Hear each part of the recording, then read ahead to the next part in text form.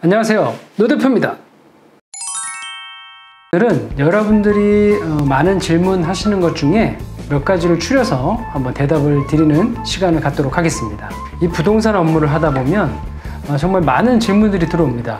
사실 좀 헷갈리는 게 많아요. 그리고 법들이 워낙 복잡하고 또 많이 변하기 때문에 예전에 알고 있던 것을 또 나중에 시간이 지나면 바뀐 것을 모르는 경우도 꽤 많습니다.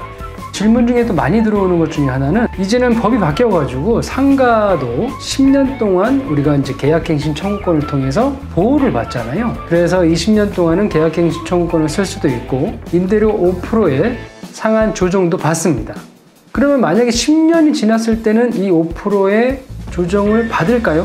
원칙적으로는 동일한 임차인이라면 10년이 지나도 5% 안에서 인상을 하는 것이 맞습니다. 하지만 실제로 이 법적인 논리와 실제 실무에선 차이가 날 수밖에 없는데요. 아까도 말했지만 법이 개정이 돼서 이제 10년 동안 계약갱신 청구권을 사용할 수가 있습니다. 그럼 10년이 지나면 임대인은 계약갱신 청구권을 받아주지 않을 수 있어요. 그렇다 그러면 사실 임대인은 주변 시세에 맞춰서 새롭게 임대를 놓고 싶을 거예요. 그럼 계약갱신 청구권을 받아주지 않는다는 선에서 과연 이 5% 인상을 받아줄 수 있는 임대인이 있을까요? 쉽지는 않을 것 같습니다. 그래서 이 5% 인상은 기본적으로는 10년 동안 보장이 된다고 보는 것이 어떻게 보면 맞을 것 같습니다. 하지만 원칙을 알고 있는 것과 모르는 것은 차이가 있으니까요. 원칙은 동일한 임차인에게는 이 10년이 지나도 5% 인상을 주장할 수 있습니다. 그러면 여기에 덧붙여서 하나 더, 권리금은 그러면 10년이 지나도 주장할 수 있을까요? 이것은 대법원 판례적으로 10년이 지난 임차인에게도 권리금은 보장해주고 있어요. 그래서 10년이 지난 임차인도 이 권리금을 회수할 수 있는 기간 6개월은 보장이 됩니다. 그리고 또 하나의 질문은 계약 기간을 떠나서 매년 5%의 인상을 할 수 있는 건지, 이런 부분에 대해서도 질문이 많이 들어오는데요. 법이 개정되기 전에는 연 5%라고 법에 명시가 되어 있었지만 지금은 이 연이 없어졌습니다. 그래서 2년 계약을 하면 통상적으로는 2년 동안은 임대료를 인상하지 않고 가는 경우가 많고요. 단 이 2년 기간 안에도 타당한 이유가 있다면 5% 이내에 임대료 인상이 가능한데요. 이거는 임차인과 임대인이 협의를 해야 됩니다. 그리고 임대료를 인상한 이후에는 1년 동안은 임대료를 인상할 수 없어요. 그래서 보통 상가 같은 경우에는 1년 계약이 많기 때문에 1년 동안 5% 인상을 할 수 있다고 보시면 되는데요. 이 5% 내에서 협의지 무조건 5%로 인상하라는 얘기는 아닙니다. 그러면 또 하나 이런 질문이 들어올 수 있죠. 만약에 임차인하고 협의해서 5% 이상을 계약을 했다면 과연 이것은 가능할까요? 결론을 말씀드리면 인정되지 않습니다. 아무리 임차인하고 협의했다 해도 법적으로는 허용되지 않습니다. 신규 계약서를 작성하시면 되는데 이 신규 계약서를 작성하신다는 의미는 이때부터 다시 10년 동안의 계약 청구권을 보장을 해준다는 얘기거든요. 그래서 굉장히 임대인분 머리가 복잡하실 거예요. 제가 생각해도 복잡해요. 왜 이렇게 법이 복잡한지. 어쨌든 정말 5% 이상을 인상하시고 싶다면 신규 계약서를 작성하셔야 되고 그때부터 10년 보장을 받는다, 이렇게 생각하시면 되겠습니다. 그리고 다시 한번 말씀드리지만 계약기간 2년을 했다 해도 2년 안에서 인상도 가능은 한 겁니다. 타당한 이유가 있어야 되고요. 임차인하고 반드시 협의가 돼야 됩니다. 그리고 또 다른 질문이에요. 요즘 특히 작년, 재작년 굉장히 건물 매매가 많았었는데요. 새로운 소유주가 임대인이 변경됐을 때 기존에 있는 임차인들이 나가야 되는 건지, 여기에 대한 질문도 굉장히 많습니다. 제가 예전에도 유튜브에 영상을 올린 적이 있었는데 임차인은 새로운 소유주에 대해서 계약을 변경할 수 있는 권한이 있어요. 그래서 내가 나가겠다 그러면은 새로운 소유주에게 계약 해지 통보를 하고 나갈 수가 있습니다.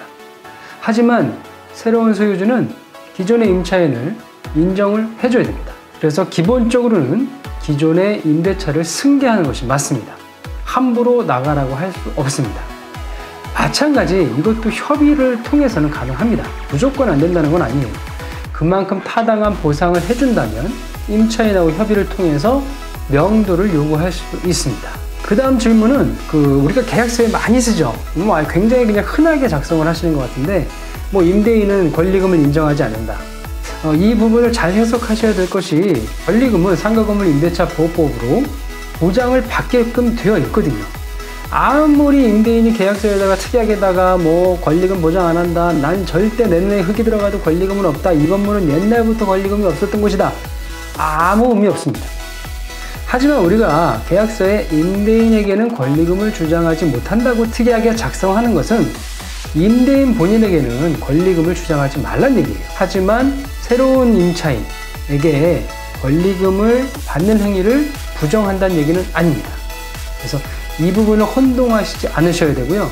아직도 많은 분들이 이 권리금 주장 못하게 써놓으면 권리금 난 인정 안 해도 되는 거 아니야? 이렇게 생각하시는데 절대 이기실 수 없는 싸움입니다.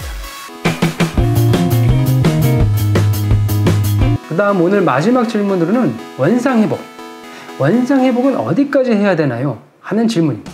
사실 상가를 진행하다 보면 이 원상복구 때문에 임대인과 임차인의 싸움이 참 많이 나요. 일단 결론적으로 말씀드리면 이 통상적인 사용에 따른 손상마모는 세입자, 임차인의 책임이 아닙니다.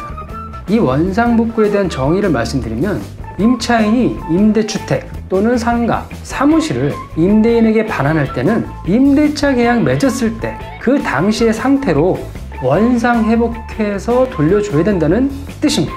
그러면 통상적인 사용에 따른 손상과 마모는 원상복구의 책임일까요?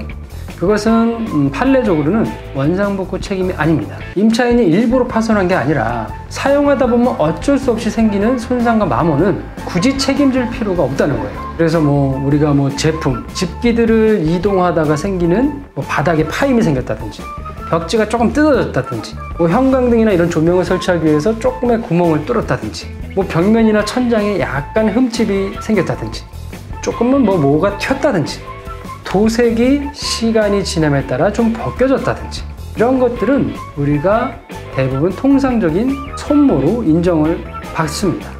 하지만 이런 통상적인 손상과 달리 임차인의 부주의나 고의로 생긴 시설물 파손이나 훼손은 원상복구 조항에 들어가고요. 예를 들어서 우리가 벽에다 구멍을 못질을 해야 된다든지 이런 부분들은 충분히 사전에 임대인의 동의가 필요한 부분이라고 봐야 돼요. 또는 싱크대나 수전시설을 설치하면서 생긴 불가능할 정도로 파손을 했다든지 또는 세탁기 설치나 이런 부분에 있어서 구멍을 벽에 마음대로 뚫었다든지 이런 부분들은 충분히 추후에 문제가 될 수 있는 소지가 있습니다. 그래서 가장 좋은 것은 계약 시, 최초 계약 시에 이 원상복구에 대한 책임 조항을 디테일하게 기입을 하시는 것이 굉장히 좋고요.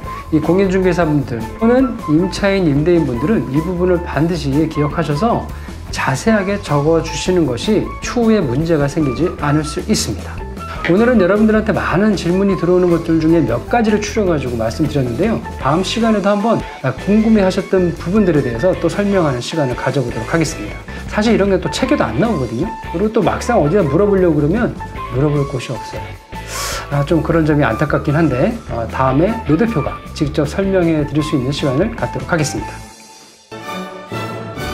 그럼 다음 시간에 뵙도록 하겠습니다. 감사합니다.